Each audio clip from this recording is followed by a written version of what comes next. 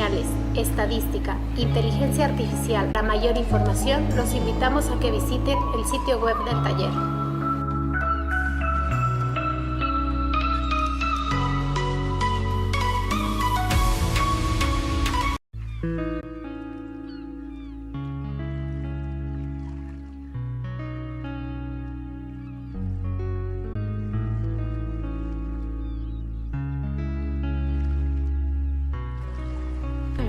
Work of modern relations between basic sciences and engineering, we are pleased to invite you to the first workshop of mathematics applied to engineering, which will take place at the Research Center for Engineering and Applied Sciences, State of Morelos, on June 27, 2023.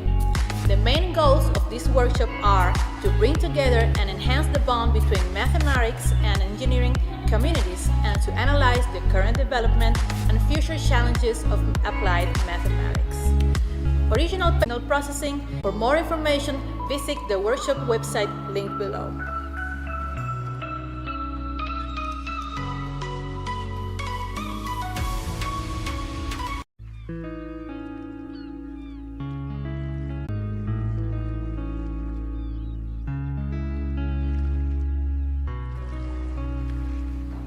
Within the framework of modern relations between basic sciences and engineering, we are pleased to invite you to the first workshop of mathematics applied to engineering, which will take place at the Research Center for Engineering and Applied Sciences of the Autonomous University of the State of Morelos on June 27, 2023. The main goals of this workshop are to bring together mathematics and to analyze the current development and future challenges. The solutions to this model are positively invariant and attractive in a region omega. According to this theorem, we deduce that the theorem is biologically feasible and well posed mathematically in omega. Next sections, basic reproductions number. There are two equilibrium points corresponding to this model, which are disease equilibrium point and endemic equilibrium point. We know that to find basic reproductions number, we use disease equilibrium point. Now, we know that basic reproductions number is defined as the effective number of secondary cases produced by single typical infections in a completely susceptible populations. Here, F contains the entries corresponding to transmission events where an epidemiological birth occurs, and V contains all other changes of state, including death. Here we calculate the next generation matrix AB inverse corresponding to disease equilibrium point. Then we derive the eigenvalues of this matrix, and we choose the largest dominant eigenvalues, which is called the basic reproductions number. Next section is local stability at disease and endemic equilibrium point. Here we put the statement boldly if equilibrium point is locally asymptotically stable if r not less than 1, otherwise it is unstable. First of all, here we compute the Jacobian matrix corresponding to disease equilibrium point. Here we observe that 4 characteristic eigenvalues are negative, remaining 2 eigenvalues lies in these quadratic equations in lambda. Here we calculate these equations. We observe that if r not less than 1, all characteristic values of this matrix are negative and apply Rao-Hartree criterion, and we prove that the disease equilibrium point is locally asymptotically stable if r not less than 1, otherwise it is unstable. Next section is local stability at endemic equilibrium point. Since all parameters in this model are non-negative, so it is easily verified that L1 strictly greater 0 and L4 less than 0. Furthermore, L3 greater 0 or less than 0 when r not greater 1. Thus, the number of possible positive real roots of this polynomial g of lambda is equal to 0 can have depends on the signs of L2 and L3. Here we apply Descartes' rule of signs on this cubic equation, and we list the various possibilities for the roots of this cubic equations in this table. From the various possibilities enumerated in this table, we have the result. The system has unique endemic equilibrium if r not greater 1 and cases 2, 3, 4 are satisfied. The system could have more than one endemic equilibrium point if r not greater 1 and cases 1 is satisfied. Similarly, The system has unique endemic equilibrium point if r naught less than 1 and cases 2, 3, 4 are satisfied, and could have more than one endemic equilibrium point if r naught less than 1 and cases 3 is satisfied. Next sections, bifurcations analysis. From the qualitative analysis of this model, we observe that there exist two equilibrium points. One is disease equilibrium point and other is endemic equilibrium point. If r naught less than 1, the disease equilibrium point is stable. Otherwise, it is unstable. That is for r naught greater 1. On the other hand, the endemic equilibrium point is stable if r naught greater 1 and unstable if r naught less than 1 under some situations. As a result, the equilibrium points swap their stability around the point r naught equal to 1.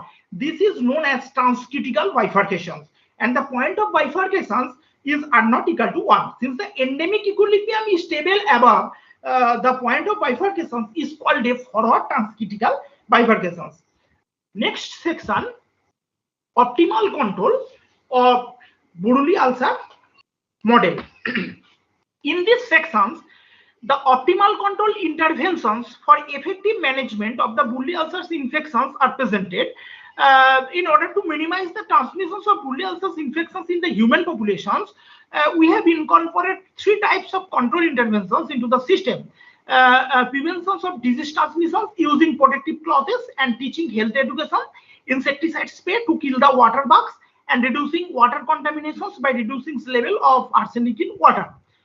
From different references, the technique is basically adopted to formulate the objective functions J for the Buruli ulcers model to investigate the optimal level of effort required to control the Buruli ulcers infections. Here, we introduce three control measures, namely environmental and health education on use of protective clothing by humans, U1T, use of insecticides control against water bugs, U2T, and use of water purifications control, U3T. Thus, the objective functions is given by Ju equal to 0 to Tf. This, for Tf is the final time, and the coefficients beyond V2, V3, C1, C2, C3 are positive weights to balance the factors. Our aim is to minimize the number of infected humans IH, the total populations of water bugs NW, and contaminated water ROI, while we keep controlling cost U1, U2, U3 at a minimal level. As a result, we seek the best control U1, U2, U3 such that G of U1 star, U2 star, U3 star equal to minimize of U1, U2, U3 equal to this set, where capital U is the set of measurable functions defined from 0 to Tf onto 0 to 1. The necessary conditions that an optimal control must satisfy were derived from Pontryagin's maximum principle. The current results for optimal control have been derived from the adjoint variables of the state variables, which satisfy the following set of differential equations. This principle converts system into a problem of minimizing pointwise a Hamiltonian H with respect to the controls U1, U2, U3. The Hamiltonian H is defined by equal to this, where lambda is SH, lambda H, lambda H, lambda SW, lambda IW, lambda ROI are the adjoint variables with total human populations NH and total vector populations NW. Next section is optimal control of Buruli ulcers model. Here we put the statement let U1 star, U2 star, U3 star be the control, and all state variables SH, IH, SW, IW, ROI be the solutions of the optimal control problem of equations 4 and 5 that minimize G of U1, U2, U3 over U. Then there exist adjoint variables lambda SH to lambda ROI that satisfy d lambda dt equal to minus del H by del I, for the value of optimal control U1 star, U2 star, U3 star equal to this. Next section, numerical analysis. We consider the following three strategies with three controls. Intervention strategy 1, health education and use of protective clothing only. Intervention strategy 2, use of insecticide spray only. And intervention strategy 3, reductions of water contaminations only. Solutions when none of the control measures are implemented, that is U1, U2, U3 equal to 0. In this strategy, the cost for health education and use of protective cloth U1 use of insecticides U2 and reductions of water contaminations U3 are fixed at 0 at the time of simulations of optimal control system. From figure 3a to 3a, we observe that the situations where no control strategy is implemented to the dynamical system, the susceptible humans and susceptible water bugs are decreases, whereas all other classes of populations, that is infected human, recovered human, infected water bug, are all increasing. Even the water contamination level is found to increase. Next, optimal solutions when all control measures are implemented, that is U1, U2, U3 not equal to 0. The solutions of the optimal control system has been obtained when 3 intervention strategy such as health education and use of protective cloth U1, use of insecticide spray U2 and reductions of water contaminations U3 are applied. It was observed that the from figure 4a to 4a, the infected human populations IH and the populations of the total water bugs, that is susceptible water bug and infected water bug, are both decreases. However, the number of susceptible human SH and recovered human RH are both increasing. In this case, the water contamination is also decreasing with time. Control profile of 3 strategies. The control profile of strategy 1, which is health education and use of protective clothing, and strategy 2, which is use of insecticide spray, are plotted in figure 5a to 5b respectively. The monotonic decreasing curve corresponding to these 2 control strategies imply that the optimal control efforts needed for controlling the disease are decreasing. On the other hand, the profile corresponding to the control strategy 3, which is for the reductions of water contaminations, is initially increasing. And last section's conclusions. Here we conclude that there are 2 equilibrium points: Bully ulcer free equilibrium point and second Bully ulcer present equilibrium point. The stability analysis results demonstrate that the Bully ulcer model is locally asymptotically stable when unknown less than 1 and unstable. The analysis reveals the existence of forward transcritical bifurcations about the critical value are not equal to 1. This study represents an optimal control of a Bully ulcer model using 3 intervention strategies: health education and protective clothing, insecticides against water bugs, and water contamination reductions. We observe that the situations is out of control when no control strategy is implemented. The situations becomes under control when 3 control measures are implemented. It is also clear that controls needed for controlling the disease are decreasing with time. And finally, we conclude that in order to reduce or eliminate this debilitating disease in the population, the government should pay emphasis on promoting the following preventive measures, such as teaching health education to the people, supplying protective clothing, providing insecticides to kill the aquatic bugs, and prohibiting people for no contaminations of water. And here it is references. Thank you, respectable audience, for patiently listening to my presentation. And I also forget my designation. My name is Dr. Sarojit Maji, Senior Research Fellow Math from Agriculture and Ecological Research Unit, Indian Statistical Institute, Kolkata, headquarter, West Bengal, India. This is my designation and address. Thank you very much to respectable all seniors and juniors. Thank you. Thank you so much, Dr. Smarajit Maji. Are there any questions from the audience?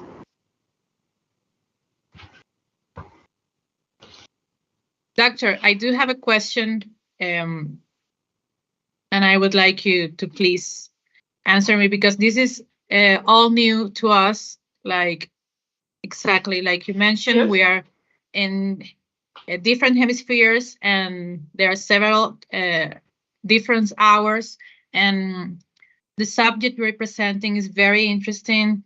I'm interested in knowing if those 3 measures that you said that needs to be applied to have optimal control, are they applying in your country or in your research area? Yes.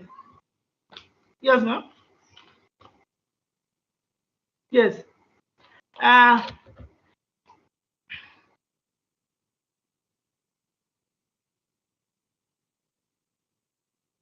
Hello? Doctor. Yes, you mentioned that you needed like 3 measures or measurements to have an optimal control. Yes. Is it of your knowledge that those 3 measurements are being applied back in your country?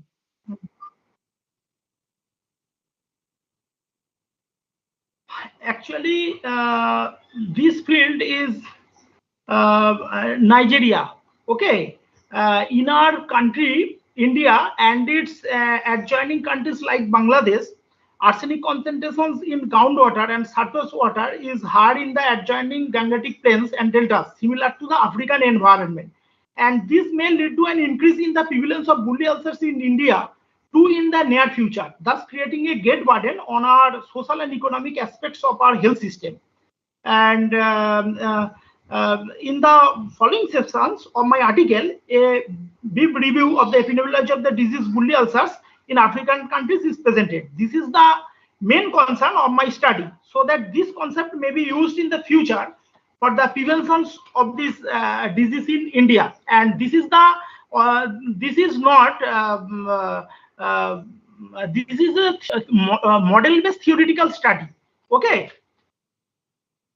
Okay, And yes, real data from areas where the disease bully ulcers exist can be used to effectively estimate the parameters used in each of the models. The actual data will intensify the research on the bully ulcers.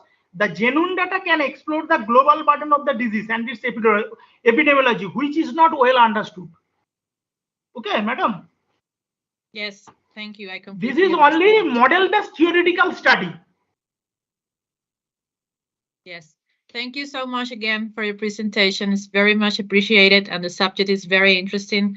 I think the Buruli ulcer is, like you said, like a very harsh disease, and we need to stop it. We are the first author to work in this research field in India. We are the first author.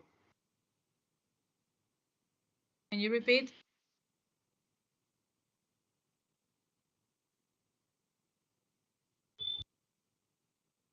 Sound is not clear. It's okay. Is it okay if we end your presentation now? Okay, thank you. Thank you.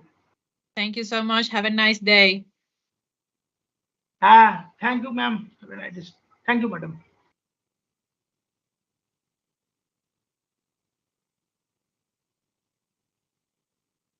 Thank you. Namaskar. Thank you.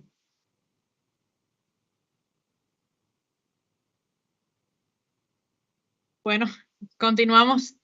Entonces, vamos a dar paso ahora a la presentación del doctor Jorge Torres Gómez de la Universidad Técnica de Berlín con su tema que se titula Aplicación de las matemáticas a la nanomedicina.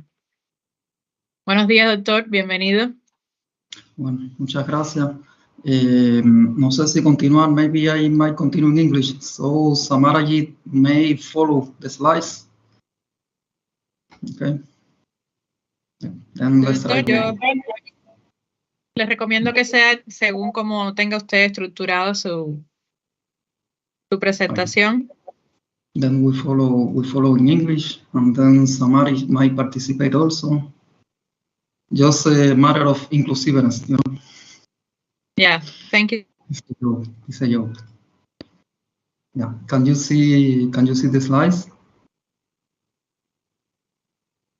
Yes. Yes, the full version, that is full screen. Okay, wonderful. So welcome all to this talk. I'm really happy to be here with you. I do hope to meet you soon in Mexico, maybe not this year, but maybe the next year, and to meet on site. Wonderful idea to have this event and to have the opportunity to share ideas with this, let's say, mathematical department at your university. Then the topic we are trying to address today is concerning the applicability of mathematics in the nanomedicine. I will be much more descriptive. That is, in contrast to previous presenter, I will not introduce too many mathematical equations. Sorry for that, because this is a mathematical forum. But if any, please let me know, and we can go into much more details. I'm currently working in the School of Electrical Engineering and Computer Science in TU Berlin. My major is regarding electrical engineering, specifically telecommunication networks. And then the topic that I bring today is concerning how do we communicate in nanomedicine applications using molecules. No? Okay. Then, as a summary, let's have a brief introduction to molecular communication, and then let me point out to some couple of research directions that might be in the interest of the community. One is concerning this timely sensing for invariant application right here. And the second one that is raising a lot of concern is concerning expandability method for the machine learning models, and especially used in molecular communication scenarios. So let's bring some applicability just to follow how what is this about. If we consider in healthcare application, precision medicine application also, then probably comes to our mind such a scenario like this one. That is, these are some veins with some capillaries, and then probably inside we might find some tumor that where we want to provide some specific treatment. And then the current method that we have is just to target all possible vessels, all possible capillaries in the system. And then if there is a tumor, then we are lucky. But if there is not a tumor, then we might introduce some harmful treatment to those sections where the tumor is not located. And then precision medicine is based on targeting specifically the region that we want to target, specifically this tumor that we have here. Then one solution in mind is to use nanosensor technologies, and then to use the nanosensor to carry the drugs to deliver specifically there, and not to deliver in any other region inside the capillary system. And then the application works in this way. That is, we include or we inject some nanosensor in the blood flow, and then this nanosensor by some means will be able to localize, self-localize their position inside the vessel, and in somehow will be able also to localize the target. That is, to detect that something is happening there, and when being there, then they release the drug. This happens here in this case. That is, if we envision the nanosensor as really teeny machines that may travel with the blood flow and may carry some drugs, then they can timely deliver these drugs in the tissue, specifically in the tissue, in the target tissue where the disease is located.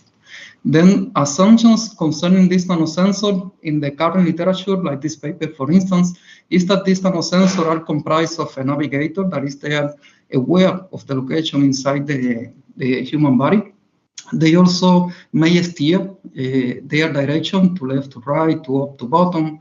They also have some information molecules, or may have some drugs to deliver here, may have information molecules to communicate with other nanosensors or to communicate with other items inside the body.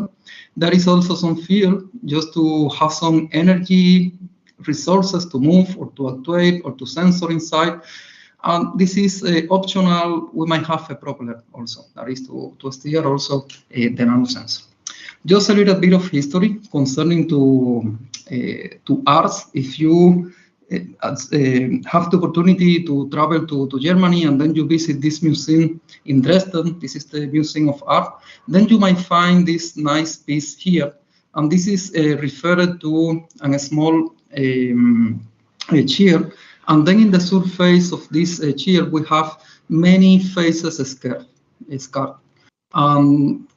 We might point in history that this is the very first time when nanotechnology applies. That is, we are talking about the 16th century, just to put in the surface of this teeny item something like 300 faces is something really amazing at that time. And this is something you might get amazed because it's quite difficult Then looking back to history, if we are talking about nanotechnologies for the very first time, at least here in Germany, then I think we can go to the 16th century here. Then talking much more specifically, let's consider what we are talking about when we specify this biological networking and also the physical component to bring an overview on the items that we are using. That is, if we go to the left on this scale, we have the meter in distances in the human scale. For instance, our size, my case, 1 meter and something, I'm really short, let's say, but we have also this Mount Everest big distances. And also, if we are quite curious, there is this Carl Sagan exobiology theory. There is a nice video we can follow where they imagine or they envision some huge bodies in places where the impact of gravity is really low. But this is just coming from imagination. On our scales, we are in this case. That is, we are considering the cellular scale, and then we are playing in the size of bacteria, we are playing in the size of viruses, in proteins, in DNA, but also using molecules and also using atoms to communicate really nano devices between each other. And if we compare with the current CMOS technology, we are more or less in this size, in the nanofiber size, maybe in the CMOS technology for the nano devices, or in the nanotube technology when considering this emission of molecules. Specifically, what we are targeting is a scenario like this one. We have a transmitter nanosensor, we have a receiver nanosensor. We are talking of distances between 100 nanometer and 100 micrometer in the size of the bacteria, or even in the size of DNA or protein or viruses distances. And then from there, the transmitter may try to use molecules to emit information, to emit the zeros and the one. It can be used in the way that we modify some properties of the molecule itself, and then this property might be somehow read at the receiver side. And by reading this property, then we can decode. If this is a 1, if this is a 0, we will give an example on the next slide. But what is happening here, in addition, is that when the transmitter releases the molecules, then these molecules start to diffuse to the receiver. Meaning that some of them may get the receiver, but some of them not. And this is quite challenging to describe. In terms of network performance, in terms of communication performance, in terms of directivity from the transmitter to the receiver.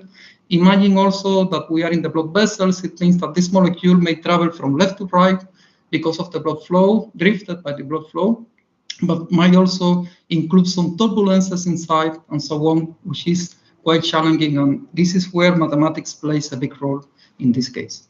If we consider in more details what is happening when we consider molecules diffusion from the point of view of communication, let's assume that we have here a transmitter in this point, and this is a point release that magically start releasing molecules. This is a model. And let's assume that we have a receiver concerning this circumference here, meaning that the receiver will detect whatever molecules may get into an area that we have.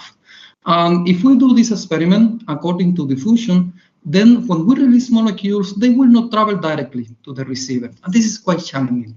Yeah? Then what happens that we will have a lot of uncertainty when trying to describe this process of emission, recession, using molecules. We will have a lot of interference, inter-symbol interference effect. This is something that we can discuss in details later. And we will have a lot of delay, but not a deterministic one. We will have an stochastic one, because the molecules will wander around before the destination. Then in these highlighted areas is where the molecules spend most of the time. Then it means that the molecules spend some time here, and then there, and then there, and finally get there. And this is happening for one single molecule. But if we have many, this is something that will happen with a lot of randomness. Just to provide an example, let's try to open this video. Let me stop this last point that I have here. Yeah. And then this is a video where we might visualize what is diffusion talking about. That is, this is something that we know from the high school mainly. If we release some drop of some element here, then the individual molecules will start to diffuse inside this bottle. Then this is what is the process about. That is, we release one drop of dye, and then this dye start to diffuse all around, and this is the scene that we are facing. We have a lot of description concerning this. Is related to this mathematical size that we have from classical mechanics, but mainly from the Einstein formulation. And this diffusion, if we want to understand what is happening in the nanoscale, is because of the many collisions of this dye molecule coming from this dye with the water molecules that we have in the environment. And because of this many collisions is that this diffusion is happening. From the classical mechanics, something weird happens. That is, if we follow classical mechanics, the speed of one single molecule of this dye will go to this speed, 13 meters per second. It means that if we release one dye molecule in one corner of our room, it will go in less than 1 second to the second corner, which is not true in practice. This is not happening in the real world. Then Einstein came with this formulation where instead he analyzed the many interactions that the particles will have with the main one, that is displacement, and then he considered the problem from a probabilistic point of view. Then he came with this differential equation, second order differential equation based on time, based on the position of the particle, with a new constant that is referred to the diffusion coefficient of the particle, which is quite important to describe how this process will happen. It will take 14 hours to move. And this is what is happening in the real life. If we go a little bit further, that means go to the next slide. Okay, yeah. Then this process has been a lot of time discussed in the literature. Came firstly from Robert Brown, who analyzed this Brownian motion because he was looking with some particles that were in the surface of water, and they were magically moving without the impact of wind, without the impact of any other external forces. And then he was thinking, maybe these particles are alive, because this was particle coming from plants. But then Adolf Higgs introduced, let's say, a major milestone in describing what is happening here. And then Adolf Higgs, for the first time, introduced this second-order differential equation, analyzing what is the concentration level of molecules regarding time and regarding position, including this diffusion coefficient here. And then later on, the ones who describe indeed what is happening concerning the physics behind is Albert Einstein. And then magically, he came with an equation that is quite similar to the Adolf Higgs. That is, they are two the same equation except for the variables that we have. And then Einstein lets to interpret this concentration level when coming to one single particle might be interpreted as the probability for the particle to reach some destination. This is just out of curiosity a little bit. Then, how do we use these molecules to emit information? That is, let's assume that we want to emit the sequence of 1 and 0s, and then we use what we call in communication environment, what we call as a modulator. And then let's assume that we want the carriers of molecules, and then we want to emit in these carriers this amount of 1 and 0s, this sequence of 1 and 0s that we want to have. Then the easiest way to do so is just to say, whenever we have a 1, then let's release molecules. This is what is happening on the channel. Whenever we have a 1 on the sequence, then we release molecules. Whenever it's happening a 0, then we do not release any. And this is a way to encode information into the amount of molecules in the channel. And then on the receiver side, we might count. If we receive a huge amount of molecules, then we might interpret, the emitter is emitting a 1. If we do not receive any or little, then we might say the emitter is not sending a 1, it's sending a 0. This is one way. Even we can scale the order to emit even much more molecules, and then to encode not a single one, but a sequence, a 1 and 0, into one single emission. Then we can save bandwidth, we can save resources on the emitter side, and then to speed the communication rate. Specifically, if we analyze this as a big picture, we will have a chain like this one with mainly three different blocks. We will have the transmitter, we will have the physical channel, and then we will have the receiver. And then on the transmitter side, we will have the encoding and the part production release mechanism. This is what is happening here. And you can imagine that it's not the same like releasing in a single point many molecules than releasing by these gates as happens in a cell typically. The description is quite different. Doesn't happen the same if we have this emitter mechanism that is quite close to an sprayer. Then in this case, we have an initial speed of molecules in one preferred direction. Then you can imagine what we might describe here is in the side. But if we go to the channel, even worse. That is, we might assume only diffusion happens, but also chemical interaction with other molecules might happen. And then we need to include in this big equation, not only the case of diffusion, but also degradation. There is some particle may get broken or may get transformed into another particle, and the new particle might not be detected by the receiver. This is something to take into account. Might happen drift because we are in the vessels. This is one additional thing to include also in the equation from fixed, but might happen also this very non-linear effect related to turbulences might happen. And in this case, this is quite hard to describe what is happening between the emitter and the receiver. On this block concerning the receiver side is quite dependent also on the geometry. If we increase the radius, if we decrease the radius, if this is not spherical, if this is like a cube, then the probability for the particle to get the same. And in this case, it's quite challenging also to describe what is happening between emitter and receiver. Specifically, this was more or less on topic. This is a quite amazing topic from the communication perspective, because this is a metric that provides how age we are at the receiver side here concerning the status of the emitter. And this finds a lot of applicability when we try to know in the receiver what is happening here.